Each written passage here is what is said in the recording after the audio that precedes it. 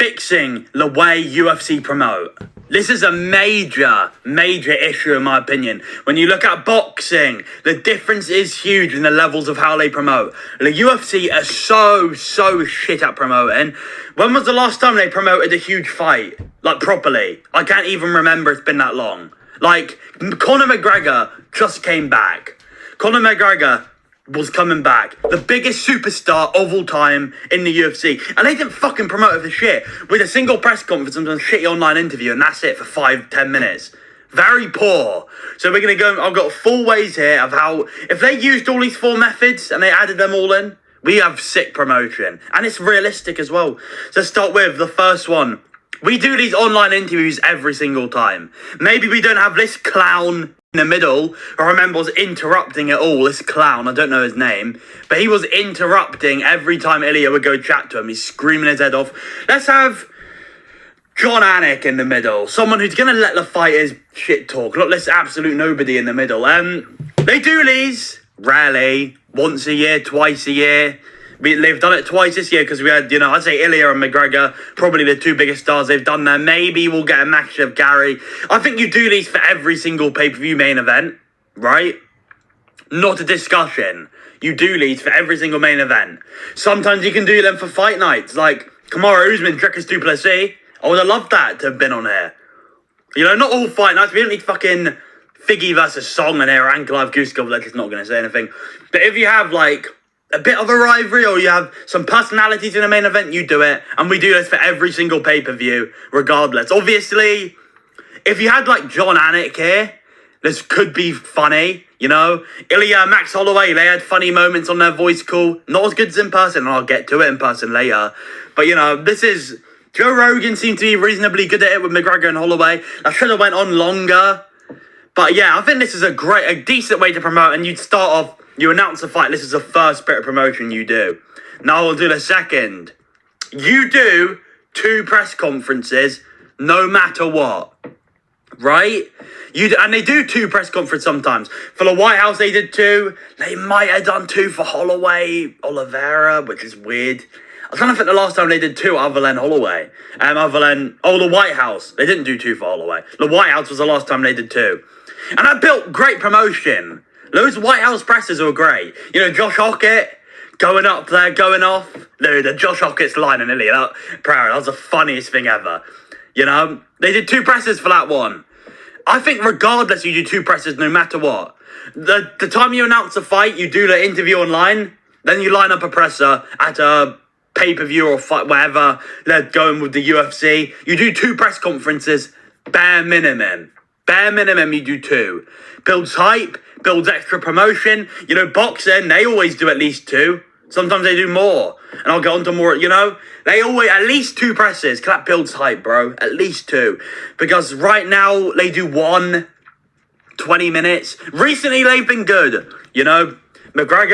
McGregor's always fun. Wasn't the best from McGregor, but he's a bit washed, but it was still a fun presser. The White House pressers were pretty good. 327 was pretty good with Hamzat Strickland. That was a fun presser. Now, looking back on it, it's a bit cringe because the beef seemed to be fake, but that was a fun presser. Recently we've been blessed. We've been blessed with some decent press conferences. But you look at 2025, bro. 2025 promotion and presses. I'm trying to think of one funny moment right now. It's with Merab. Merab had some funny moments. I enjoyed Jan Merab presser, but that wasn't even that funny.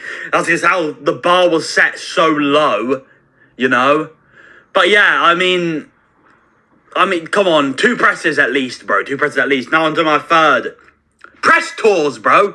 I wasn't a fan back then, but I've rewatched all of it. The promotion for McGregor Aldo was genuinely insane compared to now. They had like a press tour go over so many different countries. They went to Ireland, they went to Brazil.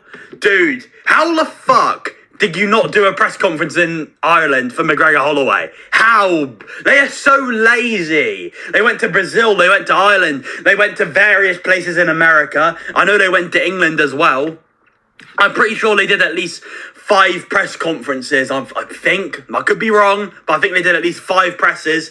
We have not had anything. Come on, bro. Huge fights. Huge fight. Like, Hamzat Chimaev, Strickland, it doesn't need to be this level, but you could have done at least 2 presses for that, like I said. You could have done more. You know, you could have went to Abu Dhabi, I guess, but I'm not sure Strickland would want to fly out. But, you know, you could have done a lot more promotion for that. You know, this start build up to this fight was genuinely insane. The Irish presser is probably one of the best pressers of all time. The vibe they had there. You had the one in Brazil where McGregor saying Rio de Janeiro is my town. I own Rio de Janeiro. These moments were cinema, and I know it's McGregor, and it's never going to be topped probably. Peter McGregor was truly unreal with his shit talking. How he promoted himself was 10 out of 10, unreal. But we need to have at least 1 or 2 press tours a year. Like, when was the last time there was a big press tour? I can't remember. It's been so long. They just refuse to promote. McGregor Holloway should have had a press tour.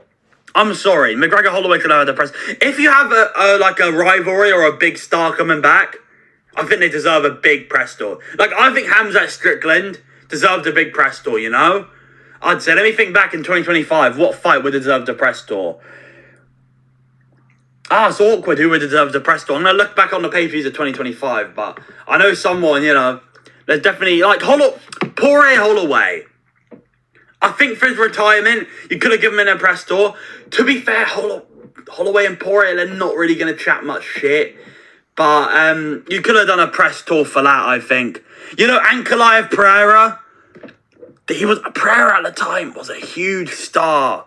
Huge star. I think he deserved a press tour, I can't lie. I really do. Duplessis Chimaev got nothing.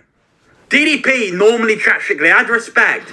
But that was fucking pathetic. Like, they just refused to promote.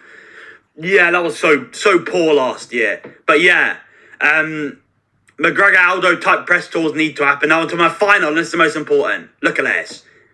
Darren Till versus Jorge Masvidal. Fight night main event it was. They did a face-to-face across the table. These guys didn't even have beef. But there was an energy there when Jorge Masvidal was saying, I'm gonna knock you the fuck out.